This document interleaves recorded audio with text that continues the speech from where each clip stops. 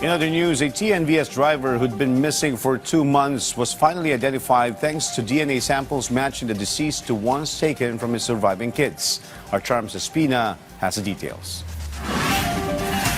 The National Bureau of Investigation, or NBI, confirmed the body found in Nueva Ecija is Raymond Cabrera, a Transport Network Vehicle Service, or TNVS driver who had been missing for nearly 2 months.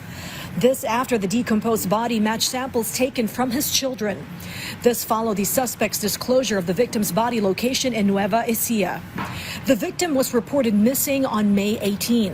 Forensic investigation revealed the cause of death was 2 stab wounds on the left side of the victim's chest. We cannot anymore establish yung struck ng knife wounds. But because of the amount of blood and then the tissue reaction behind, dun sa likod, definitely po more than 2 stab wounds. It's just that 2 stab wounds where we were able to confirm.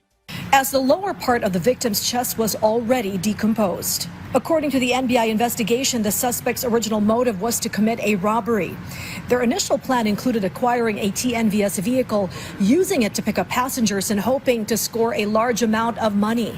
Kung titingnan natin, sa isang casino resort sila kumuha, so they're expecting na baka may mag-book pa doon.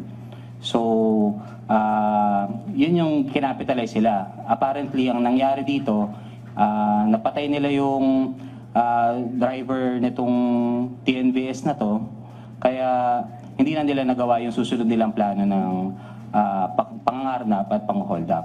He said 2 of the suspects are siblings who've been committing robberies for over a year. Prior to this, one of the suspects was already involved in a robbery in Manila the night before Cabrera fell victim.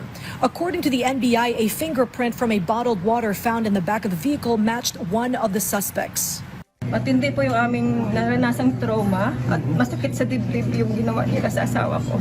Pinahirapan nila tapos sinaksak pa rin nila kahit na makaawa na tama na pero sinaksak pa rin nila. She said they are now leaving the service of justice to God for those behind her husband's killing.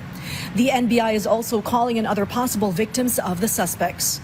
They may appear before our office at i-identify nila itong tatlo kung yun din ang the same na nang hold up sa kanila so that another crime may be resolved. The suspects are facing a case of robbery with homicide. In the meantime, the NBI will coordinate with TNVS companies to help ensure the safety of their drivers and passengers. This is Charms Espina from the National TV Network for a new and better Philippines.